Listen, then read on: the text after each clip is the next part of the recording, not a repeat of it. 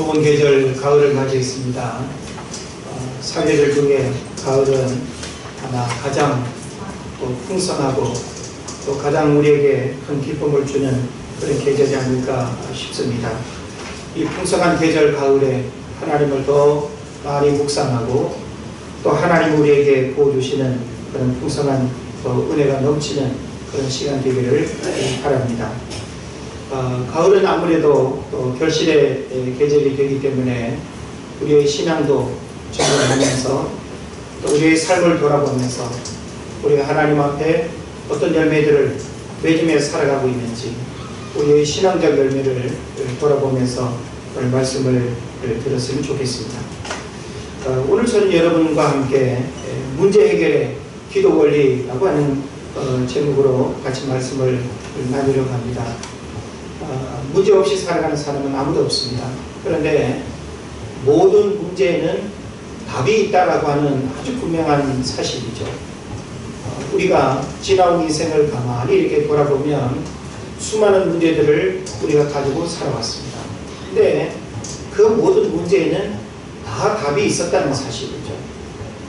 그 답을 찾는 방법, 그리고 답이 어디 있는지 몰라서 문제였지 답이 없는 문제는 없습니다. 그런 면에서 오늘 우리가 이 땅을 살아가면서 겪고 있는 수많은 문제에도 답은 있다. 다만 그 답을 내가 지금 모르고 있을 뿐이고 답을 어디에서 찾아야 되는지 모를 뿐이고 그 답을 어떻게 찾는지 방법을 몰라서 그렇지 답은 있다라고 하는 사실입니다.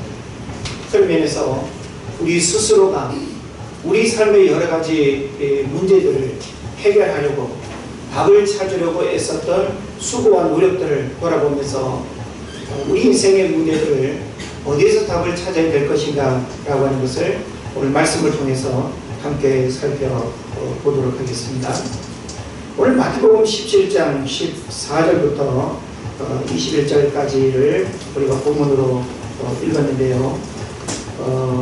1절에 보게 되면 예수님의 12제자들 가운데 3명의 제자들이 지금 예수님과 함께 있는 그런 이제 내용을 볼 수 있습니다.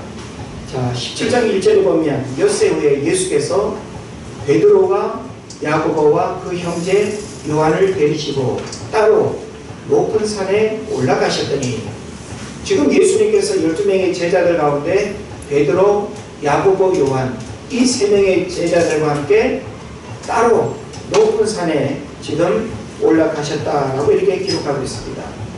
그 산에 왜 올라가셨는가?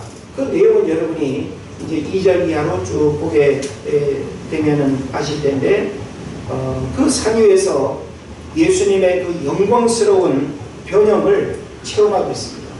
그래서 제자들이 평소에 보지 못했던 예수님의 아주 신비스러운 변형된 모습, 다시 말하면 내 옆사람이 순식간에 천사로 보여지는 그런 이제 체험을 하는 거예요.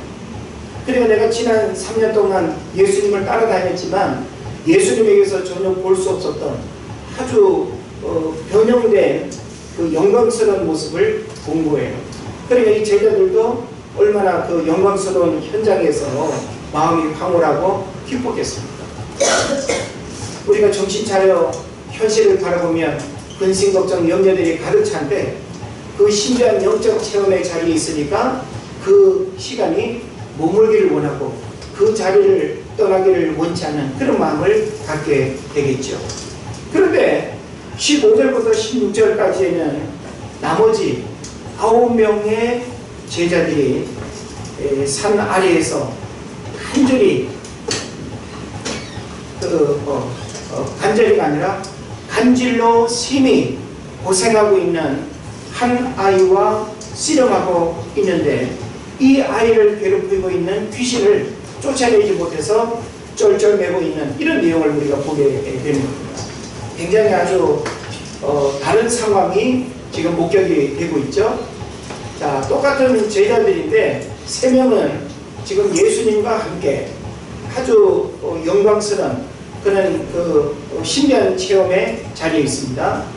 그런데 나머지 9명의 제자들은 간질병에 걸린 아이를 그 부모가 데려와 가지고 제자들을 통해서 고침받으려고 요청을 했는데, 제자들이 그 아이의 간질병을 지금 고치지 못하고 쩔쩔매면서 식은땀을 흘리고 이거 어떻게 해야 될지 막 그냥 긴장하고 있는 그런 상황이 연출되고 있습니다.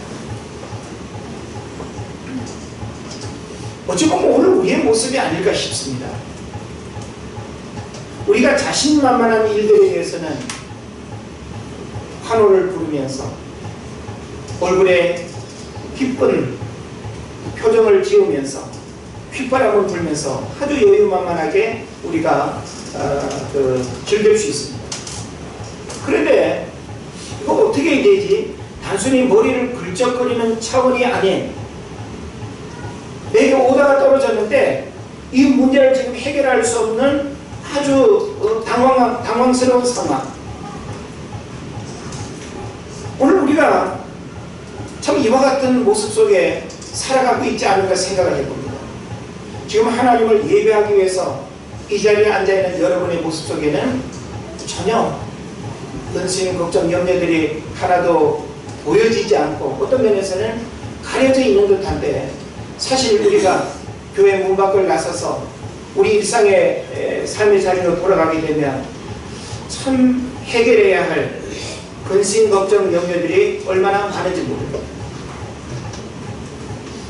분명히 이 문제를 내가 해결해야 되는데, 이 문제가 이번 달까지는 해결이 돼야 되는데, 내가 오랜 시간 골머리를 앓고 있는 이 문제들이 분명히 해결해야 되는데 내 힘으로는 어떻게 할 수 없어서 손을 비비고 몸을 틀고 어쩔 줄 몰라 하는 이 상황, 아마 지금 제자들의 모습이 문제 앞에서 신음하고 괴로워하고 쩔쩔매는 오늘 우리의 모습과 같지 않는가 하는 생각을 해봅니다.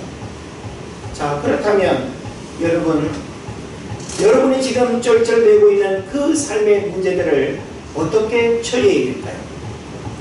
해가 바뀌면 그 문제가 해결됩니까? 여러분이 나이가 먹고 세월이 흐르면 여러분이 고민하는 문제들이 처리될까요? 우리는 시간이 약이다 라는 경우들도 있습니다.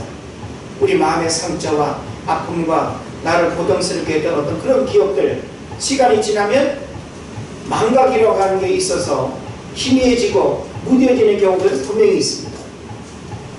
그러나 또 되살아날 수 있고 또 나를 괴롭힐 수 있다고 하는 그런 측면에서 우리는 문제라고 하는 것은 우리 손의 가시처럼 뽑아내야 아물고 시원하고 괜찮은 거지, 가시가 박혀있는 상태에서는 그 고통이 아주 크지 않지만 계속 나를 불편하게 하고 행복하지 못하게 하고 내 마음을 계속 괴롭게 하는 이와 같은 문제가 된다는 사실을 여러분 믿으시기를 바랍니다.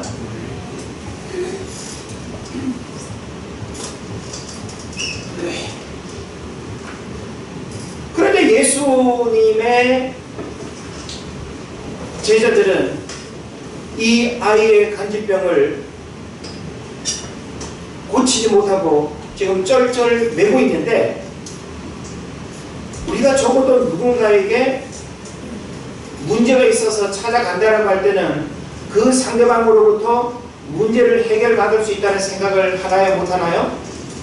하죠. 내가 돈이 필요해서 누군가를 찾아갈 때에는 내가 저 사람을 찾아가면 돈을 얻을 수 있겠다 혹은 빌릴 수 있겠다라고 하는 막연한 기대감이 아니라 그런 대상이기 때문에 우리가 가는 겁니다. 우리가 몸이 아파서 병원을 갈 때는 내가 이 병원, 이 의사를 만나면 내 육신의 질병을 고침받을 수 있겠다라고 하는 그 내면의 어떤 믿음이 있으니까 우리가 가는 겁니다. 그렇다면 그 아이에게 간질병이라고 하는 것은 단순한 감기 몸살 같은 그런 문제가 아니잖아요. 이건 아주 고질병이고, 여러분이 간질병을 혹시 겪어보셨는지, 주변에서 간질병이 있는 사람을 보셨는지 모르겠는데 간질병 심각합니다. 뇌로 인해서 온몸을 비틀고 정상적인 일상을 하지 못하게 미쳐버리게 만드는, 이게 간질병 아닙니까? 그러니까 그 부모 입장에서는 어린 자식이 간질병으로 성경에 나와 있는 것처럼 불에도 넘어지고 물에도 넘어지는 이 간질병이 얼마나 한 가정을 불행하게 하고 고통스럽게 하는 문제가 됩니까? 그러니까 이 부모 입장에서는 어떻게 하든지 이 아이의 질병을 고칠 수만 있다고 한다면 어디라도 가서 만날 용의가 있는 거예요. 듣자니 예수님뿐만 아니라 예수님을 따라다니는 제자들을 만나기만 해도 고칠 수 있다는 그런 이야기를 들은 겁니다. 그러니까 실제 우연히 찾아가서 만난 차원이 아니라 예수님의 제자들을 통해서 고침 받을 기대감을 가지고 찾아갔다는 거예요. 근데 결과적으로는 이 아이의 간질병을 제자들이 못 고치고 쩔쩔매는 이 상황이 연출되어 있는 겁니다. 자, 우리 성경을 한번 찾아보면 좋겠습니다.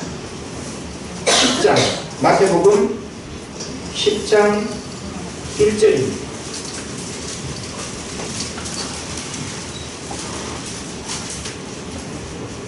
큰 소리로 읽습니다. 다 같이 시작. 예수께서 그의 제자를 부르사 너무 주님을 찾아내며 모든 병과 모든 약한 것을 고치시는 분을 시키시니라. 할렐루야.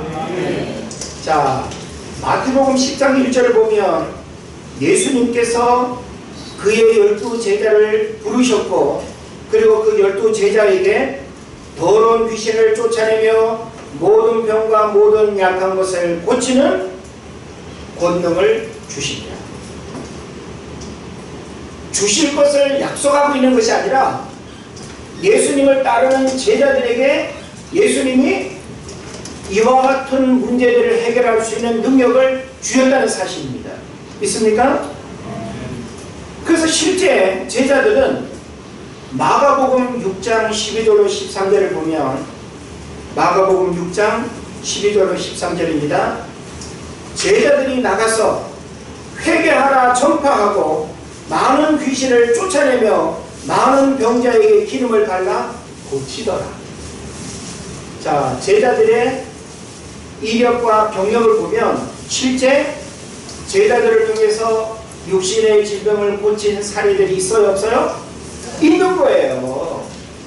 그러니까 이 아이의 아버지도 비록 예수님을 만나기는 어렵다 할지라도 제자들이라도 만날 수 있다고 한다면 그 제자들을 통해서 간질병을 고칠 수 있다고 믿는 거예요. 그 믿음을 가지고 지금 찾아왔는데 한 명도 아니고 세 명도 아니고 5명도 아니고 몇 명의 제자들? 9명의 제자들이 붙어내는데도 불구하고 한 아이의 간질병 문제를 해결하지 못하고 있다는 사실. 어떻게 하시겠어요? 여러분이 이 상황을 한번 가만히 생각을 해보십시오. 자, 하나님께서는 저와 여러분을 구원하셨습니다. 우리 안에 계신 예수 그리스도의 이름의 능력을 통해서 우리가 이 땅을 살아갈 때 우리 삶에 일어나는 수많은 인생의 문제들과 인간의 힘으로 해결할 수 없는 모든 문제들을 해결할 수 있는 능력을 저와 여러분에게 주신 줄로 믿으시면 아멘. 그러므로 우리는 굳이 목회자를 찾아가고 굳이 능력이 있다는 누군가를 찾아가고 어디에 가면 문제 해결할 수 있다고 우리가 생각하는 그 마음을 갖지 않아도 여러분이 하나님 앞에 어떤 믿음의 자세와 어떤 신앙 고백을 하느냐에 따라서 여러분 인생의 문제들은 여러분의 믿음을 통해서 해결받을 수 있다는 사실을 믿으시기를 바랍니다. 예수님은 제자들에게 질병을 고칠 수 있는, 문제를 해결할 수 있는 능력을 주셨어요. 근데 왜 지금 이 상황에서는 아이의 간질병을 해결하지 못하고 있는가라고 하는 사실이죠. 분명히 예수님은 제자들에게 귀신을 쫓아내는 능력과 육신의 문제들을 해결할 수 있는 능력을 주셨습니다. 근데 왜 이 본문에서 이 문제를 해결하지 못하고 있을까요? 왜 여러분은 여러분 스스로가 하나님 앞에 기도하고 씨름하고 그리고 그 말씀을 통해서 여러분이 지금 가지고 있는 수많은 인생의 문제들을 해결할 수 있는데 왜 해결받지 못하고 교회만 출입하십니까?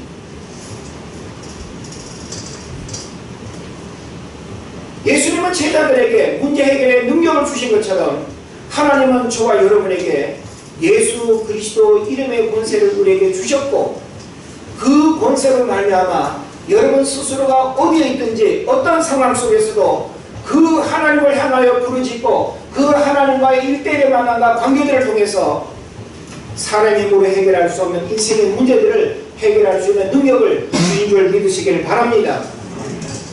그런데 오늘 우리는 문제를 우리들 스스로가 해결하기보다는 해결하지 못하고 살아가는 경우들이 많죠. 여러분 오늘 교회 나와서도 잠시 기도할 때 하나님 도와주세요 라고 하면서 이런저런 문제들을 분명히 기도했을 것입니다. 오늘 우리는 말씀을 주목을 하면서 중요한 문제 해결의 기도 원리를 예수님을 통해서 우리가 배워야 할 것입니다. 제자들은 지금 이 아이의 관절병을 고치지 못하고 있는데 예수님을 통해서 그 문제가 아주 순식간에 해결이 되어버리죠. 왜 이런 차이가 있는가? 왜 예수님은 즉시로 그 아이의 관절병을 해결했는데 왜 제자들은 하지 못했는가? 적어도 그 이전의 제자들은 또 여러 가지 어떤 능력을 실제 문제를 해결하는 그런 어떤 모습을 우리에게 보여주기도 합니다. 그런데 왜 이 상황에서는 그러하지 못하고 있는가? 우리도 우리의 어떤 과거를 돌아보면서 그때 열심히 있었고 믿음이 있었고 그 하나님을 향한 뜨거운 신앙 고백이 있을 때는 기도 응답의 역사들도 많았는데 오늘 왜 나는 교회는 변함없이 출입하고 있는데 왜 응답의 경험들이 없지? 내가 1년 동안 교회 열심히 다니고 신앙생활해도 왜 내 기도에는 하나님 응답하지 않지? 이런 어떤 문제들에 대해서 여러 가지 우리가 자문자답적 고민과 또 우리 자신의 문제들을 돌아보게 됩니다. 성경은 우리에게 이렇게 문제가 해결되지 못하고 살아가는 우리들을 향해서 그 문제가 무엇인지, 왜 제자들은 그 문제를 해결하지 못했는지를 우리에게 가르쳐 주면서 문제 해결의 중요한 원리를 우리에게 가르쳐 주고 있습니다. 첫째로는 뭔가 하면 믿음이 문제라는 거예요. 따라합시다. 믿음이 문제다. 믿음이 문제다. 뭐가 문제라고요? 믿음이 문제다. 믿음이 문제다. 예수님은 예나 지금이나 세상에 대하여 진단하기를 오늘 17절을 보니까 이렇게 말씀하고 있습니다. 믿음이 없고 패역한 세대여 라고 이렇게 말씀하십니다. 세상을 한마디로 표현하면 믿음이 없고 패역한 세대라는 거예요. 우리가 지금 그런 세상을 살아가고 있습니다. 예수님 당시에도 세상은 믿음이 없고 패역한 세대라고 예수님이 정확하게 진단하고 있어요. 그 시대는 오늘도 우리가 동일하게 지금 살아가고 있는 거예요. 그래서 믿음이 없고 패역한 세대에 이 문제들을 해결할 수 있는 유일한 방법은 믿음이라고 성경이 말씀하고 있습니다. 믿음이 없고 패역한 세대, 이것은 한마디로 불신앙이 세상을 대변한다고 볼 수 있습니다.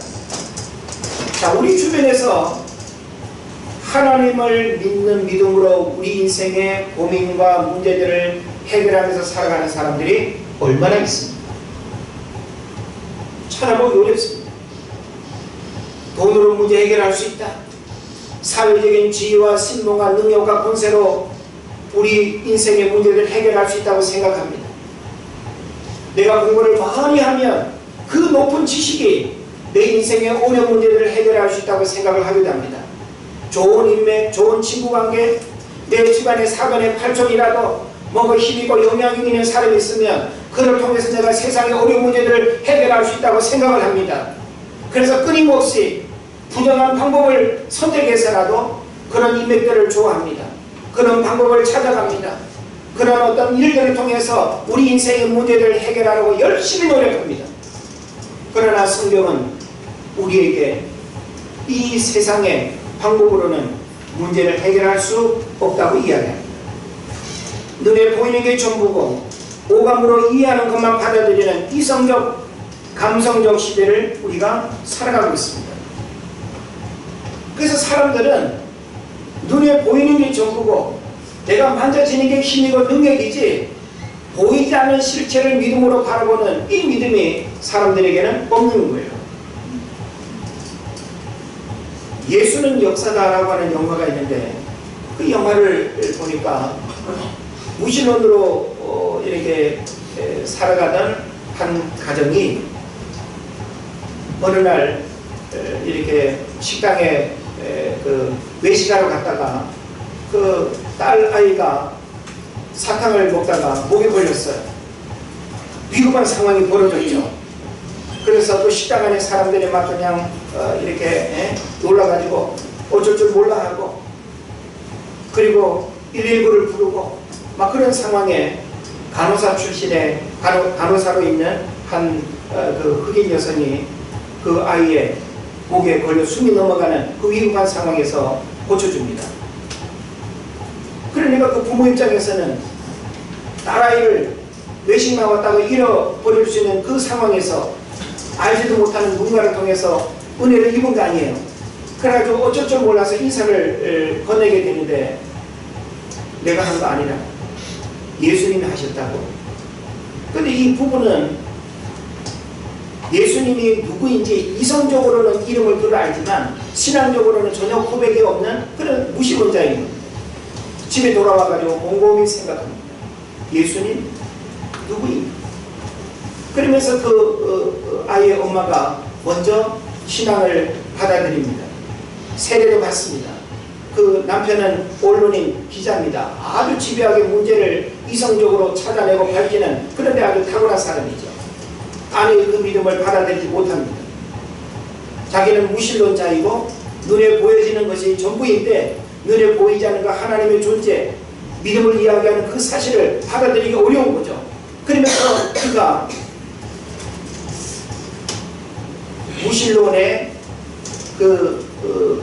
이제 논리를 입증하기 위해서 파헤치고 정보를 수집하고 우리가 가진 신앙이 잘못됐다는 것을 파헤치기 위해서 그렇게 열심히 노력합니다. 그 결국은 부활을 그리고 죽음을 우리에게 주어진 영생의 선물을 결국 거부할 수 없다라고 하는 그 사실을 깨닫게 되면서 예수는 전설적 그런 허상이 아니라 역사적 예수로서 하나님의 아들로 우리를 구원하기 위해서 이 땅에 오신 분이라고 하는 사실을 믿는 것이죠. 오늘 우리가 믿음을 갖는 것, 우리의 신앙을 고백하는 것, 우리는 눈에 보여지는 것이 전부가 아니라 성경이 오늘 우리에게 요구하는 이 믿음은 바로 히브리서 11장에서 이야기하는 것과 같은 그와 같은 믿음은 바라는 것들이 실상이요 보지 못하는 것들이 증거니 과연 그 믿음이 순간순간 어떤 문제를 해결해야 되는 상황이 벌어졌을 때 그 믿음을 고백하고 믿음으로 반응하느냐는 거예요. 그런데 제자들은 과거에 그런 능력을 나타내는 경험을 했지만 적어도 지금 이 상황에서는 그 믿음이 발동하고 있지 않다는 것입니다. 오늘 우리에게 있어서 이 믿음이 점검이 되어야 할 것입니다. 하나님은 우리에게 세상을 살아가는 원리로서 믿음을 주셨어요. 믿음이 우리가 살아가는 삶의 원리라는 거예요. 우리는 모든 일에 믿음의 원리를 적용해야 됩니다. 수학 공식은 답을 내는 원리죠. 여러분이 수학 공식을 무시하고 아무리 내 생각으로 답을 이렇게 얻으려고 애써봤자 정답이 나올 수가 없습니다. 우리 그리스도인의 삶의 원리는 믿음이에요. 믿음이 뭐냐? 참 믿음에 대한 이야기를 우리가 이렇게 많이 해도 참 끝이 없을 텐데 오늘 우리에게 이 중요한 믿음을 성경은 가르치고 있는 것입니다.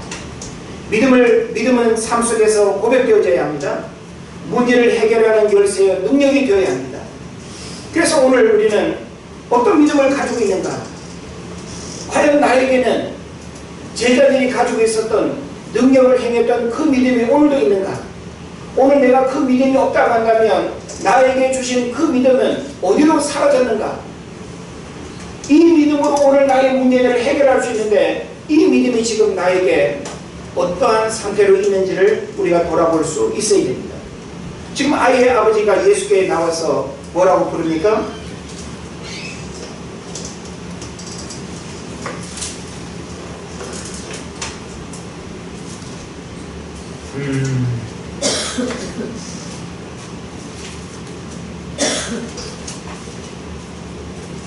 예.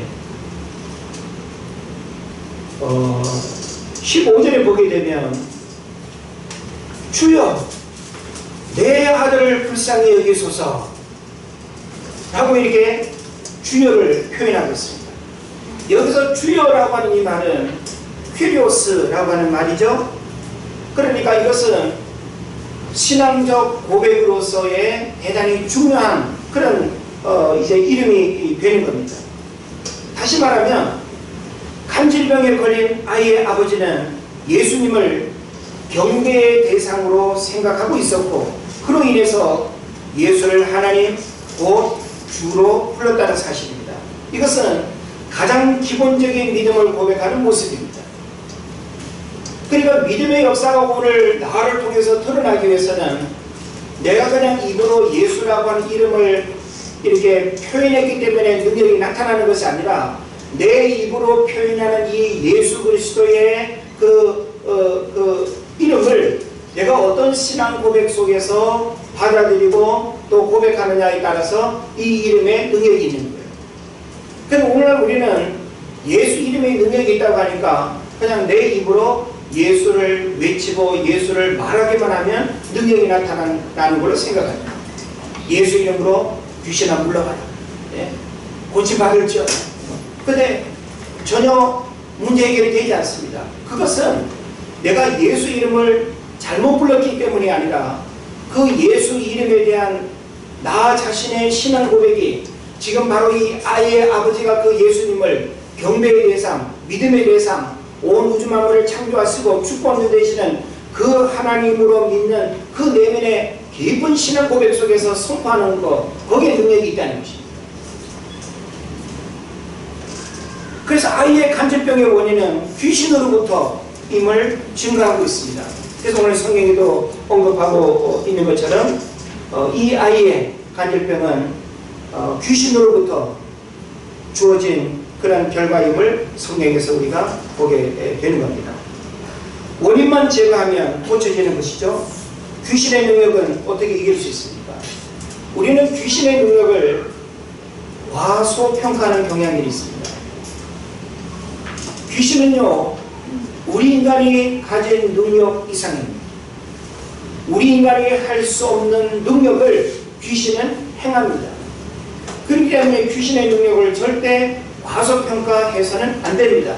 그러나 하나님의 영이 내 안에 있고 예수 그리스도의 이름을 믿는 분명한 신앙 고백이 있는 사람에게 귀신은 결코 과대평가할 이유가 없는 것이죠.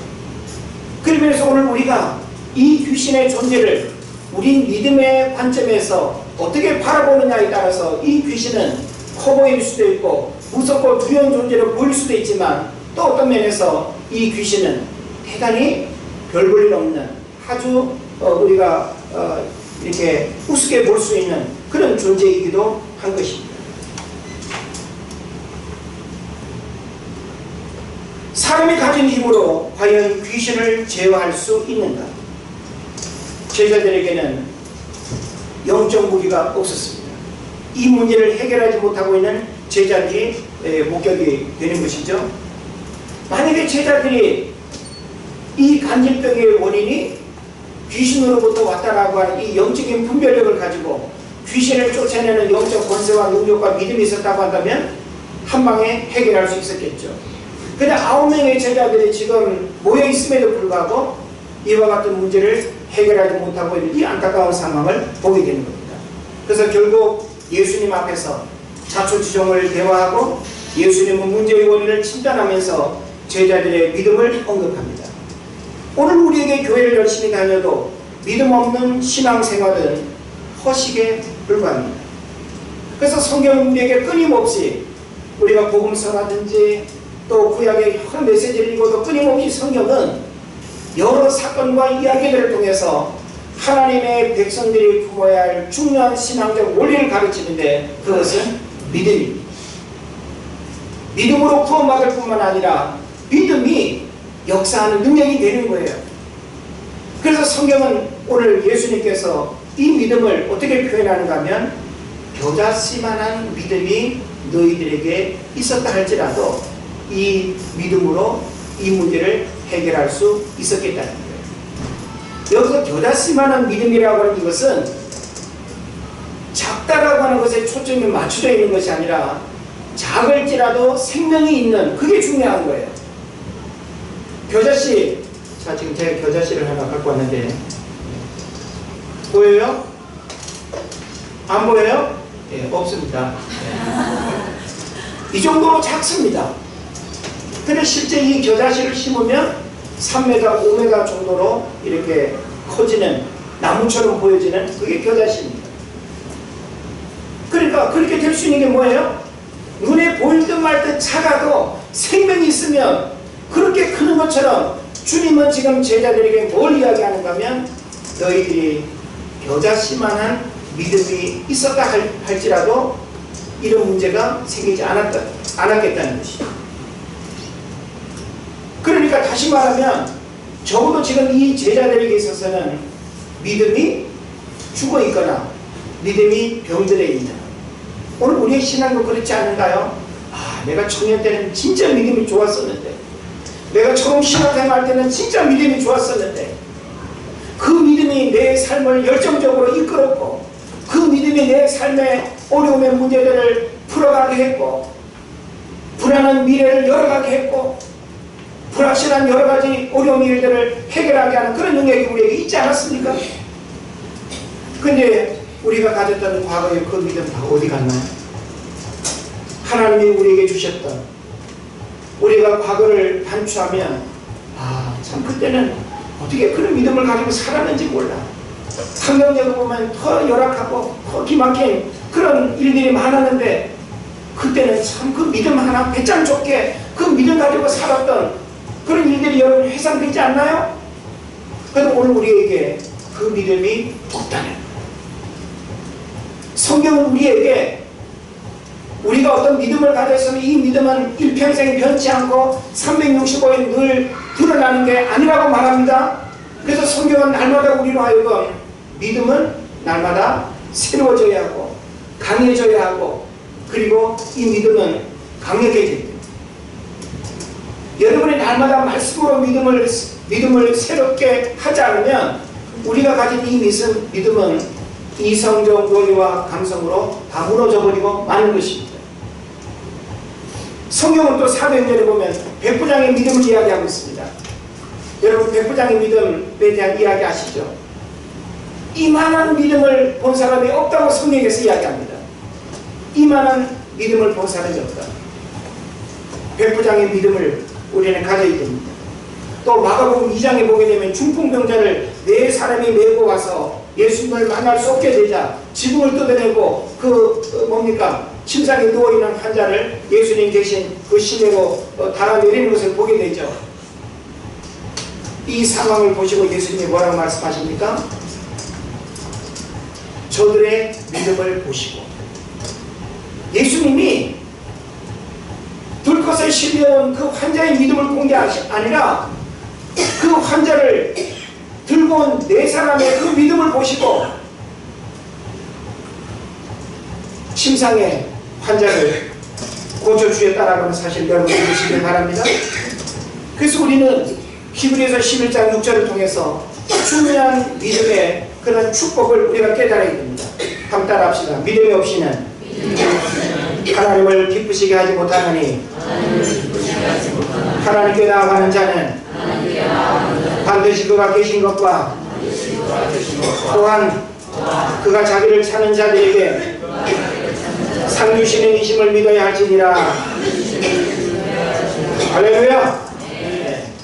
그래서 오늘 우리는 믿음을 새롭게 하고 믿음으로 하나님 앞에 나가야 됩니다. 여러분이 지금 가지고 있는 그 믿음으로 여러분의 문제를 해결할 수 있습니다. 나는 믿음이 하나도 없는데 다른 사람의 믿음을 통해서 문제 해결 받는다는 것은 대단히 어렵습니다. 여러분이 기본적으로 믿음을 가지고 하나님 앞에 서야 함께 믿음으로 우리가 반응하고 협력해서 믿음의 역사를 경험할 수 있는 거예요. 여러분의 믿음을 통해서 살아계신 하나님을 경험하고 문제 해결에 중요한 기도 원리가 바로 믿음이 있다는 사실을 오늘 본문의 말씀을 통해서 깨달으시기를 바랍니다. 그러면 두 번째로 문제 해결에 중요한 원리가 뭔가 하면 기도입니다. 기도. 자, 우리 17장 우리가 14절 읽었죠. 자, 21절 말씀 다 같이 읽습니다. 21절 시작.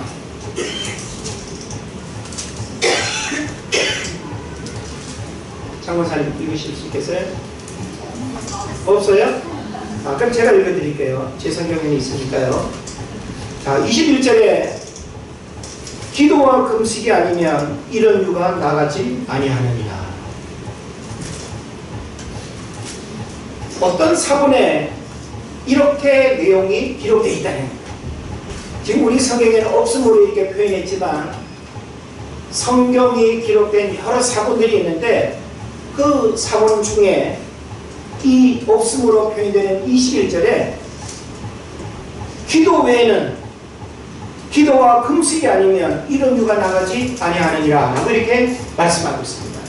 그래서 실제 마가복음 9장 29절을 보면요, 이 본문의 내용이 마가복음에도 똑같이 이렇게 기록이 되어 있는데 마가복음 9장 29절에서 뭐라고 말합니까? 이르시되 기도 외에 다른 곳으로는 이런 종류가 나갈 수 없느니라 하시니라. 할렐루야. 네. 그러니까 오늘 우리가 어떤 문제를 가지고 있다 할지라도 문제를 해결하는 중요한 두 가지의 열쇠가 있다는 거예요. 그 첫 번째 열쇠가 뭐다? 큰 소리로 믿음이다. 작습니다. 자, 첫 번째 열쇠가 뭐라고요? 믿음. 그 여러분이 지금 내가 어떤 믿음을 가지고 살아가는지를 잘 생각해 보십시오. 내가 정말 이런 문제를 해결할 수 있는 믿음을 가지고 있는가? 지금 내가 하나님 앞에 떠듬떠듬 기도하고 있지만 내가 기도를 떠듬떠듬 해서가 문제가 아니라 여러분의 믿음의 기도가 문제입니다. 여러분이 믿음의 기도로 하나님 앞에 부르짖으면 역사가 일어나는 것입니다. 그래서 오늘 성경에 보니까 바로 이 제자들의 문제는 기도에 문제가 있었다는 거예요. 그래서 기도 외에 다른 곳으로는 이런 종류가 나갈 수 없느니라. 이게 바로 성경이 우리에게 분명히 가르치는 아주 중요한 말씀이 되는 것입니다. 오늘 우리는 사람 가운데 찾아오는 문제들을 신앙적으로 해결하고자 할 때 어떤 방법을 선택합니까? 과연 우리는 신앙으로 육신의 문제들을 해결하고자 하는 의지와 간절함이 있는가? 왜 우리가 기도해야 되죠? 우리가 기도해야 되는 이유는 기도는 문제 해결의 원리요 방법이기 때문에 기도하는 겁니다. 그렇다면 우리가 교회가 기도합시다 라고 할 때 전심으로 기도해야 됩니다. 기도하는 특별 심야 기도의 한 주간은 어떻게 될까요? 와도 그만 안 와도 그만 누가 뭐라 할 사람 당연히 아무도 없습니다. 그러나 여러분들 스스로가 기도하지 않으면 여러분들 스스로가 불행해지는 거예요. 내가 기도하면 기도는 문제 해결의 열쇠가 되고 통로가 되고 축복이 되는데 나는 기도하지 않으면서 목회자의 기도로 산다. 나는 기도하지 않으면서 누군가가 나를 위해서 기도해주는 그 기도 동향으로 살아간다. 이것은 건강한 신앙의 모습이 아닌 것입니다. 바라기는 내일부터 시작되는 한 주간 특별 신약기도에 다 나오십시오. 문제가 없는 사람은 안 나오셔도 됩니다. 그러나 나오셔야 됩니다. 다른 사람의 문제를 위해서 기도하기 위해. 우리 자신의 문제를 기도로 풀어가야 됩니다. 기도할 때 역사가 일어납니다. 기도할 때 내 이성적 논리가 깨어집니다. 기도할 때 내가 가지고 있던 생각과 방법들이 하나님 주시는 특별한 지혜와 은혜로 바뀌어질 수 있습니다. 우리는 자꾸 이런 믿음과 기도로 문제를 해결하려고 하기보다는 내가 가진 생각과 방법으로 문제를 해결하려고 하는 이런 어리석음을 우리가 보게 되는 것입니다. 예수님은 모든 기도의 본을 보이셨습니다. 정한 기도, 금식 기도, 새벽 기도, 한밤중 기도, 무릎 기도 누가 다 하셨어요? 예수님이 하셨어요. 근데 우리는 이래서 못하고 저래서 못하고 귀찮고 피곤하고 여러분 집에서도 기도할 수 있습니다. 어디에서든 예배할 수 있습니다. 그러나 여러분이 정한 시간 주의 전에 나와서 기도하고 여러분이 시간을 하나님 앞에 들여서 예배하는 이 시간은 그 어떠한 것보다 귀하다는 사실을 알아야 됩니다. 열심히 나오십시오. 하나님을 예배할 수 있는 건강 주실 때에 한 번이라도 더 나오십시오.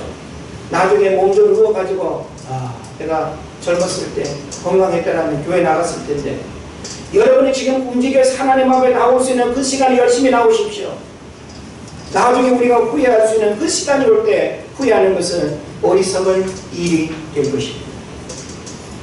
그래서 마지막으로 우리는 이 메시지를 통해서 기도가 문제 해결의 중요한 원리가 되고 열쇠가 된다는 사실을 알고 머리로만 기도의 중요성을 이해하는 것이 아니라 기도는 영적인 노동과 같습니다. 노동 없이 대가가 없죠. 여러분이 기도라고 하는 이 영적인 노동, 무릎을 꿇으면 꿇는 만큼 하나님 역사하는 거예요. 여러분이 알바라고 하는 그 일을 할 때 여러분이 일을 많이 하면 할수록 돈을 많이 버는 것처럼 기도도 바로 영적인 노동과 같아서 내가 하나님 앞에 어떻게 기도하고 얼마나 기도하느냐에 따라서 기도의 능력자가 되는 것입니다. 오늘 우리는 문제 속에 살아갑니다. 그러나 문제가 아닙니다. 모든 문제에는 답이 있다는 사실을 말씀드렸습니다. 믿음과 기도로 여러분 인생의 모든 문제들을 해결하고 그리고 믿음과 기도로 우리 삶의 영적 원리로 여러분이 삼아서 승리하며 살아가시기를 주의 이름으로 축원해 드립니다. 기도합시다. 우리 시간